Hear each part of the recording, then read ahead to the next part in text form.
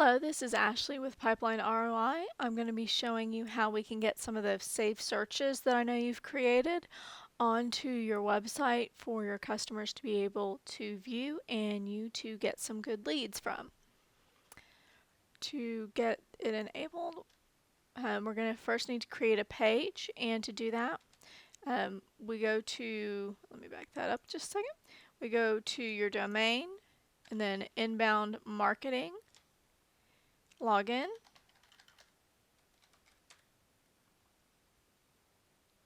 And if you've already, if you've been following each of these videos that I've done prior to this one, you may already be in the back end, which is fine. So you don't have to log in every time to do this. I just make sure I show this step in case you're coming in at this stage. So from here, we're going to want to click on Website Content Page.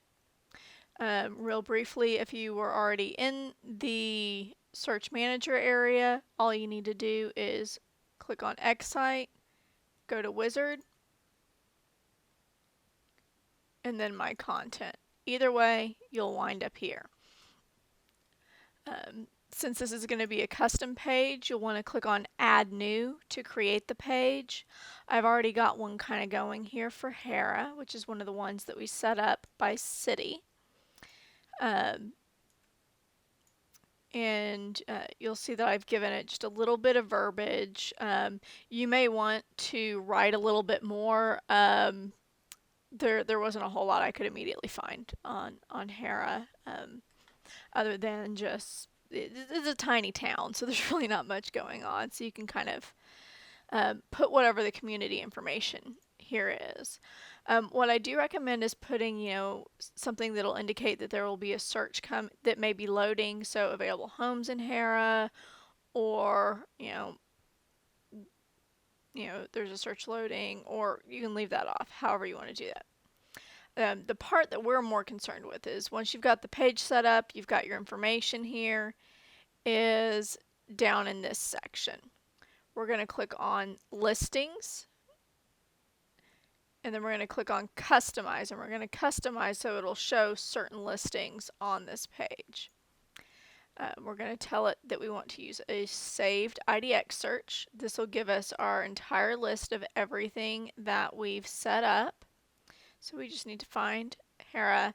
The one that you've added last, or the one that you just created, will always be towards the bottom. So we're going to select Hera from the list. We can choose different filter options here, whether it's, descending order, so the more expensive houses are going to be listed first. You can choose a default view, photos, or a list. I would recommend photos just because I think it looks nicer. And plus you can see more of the house versus with the list, the photo is really tiny. I'm going to turn off the search on this. This is where you control if a map appears or if somebody's able to do favorites. I would always keep favorites enabled, because if somebody tries to save something to their favorites and they haven't signed up for your IDX, then they'll get a prompt at that point too. So we're going to save and close that page. Check the box to turn it on. Hit save. This is just our internal marketing making itself known. And then we're going to click on next. This is where you organize your content, and we're going to just drag it up into the Find Properties area. Hit save. Now we're going to go back to our site and then go to the page we just made. It'll take just a second to load, sometimes depending on your MLS.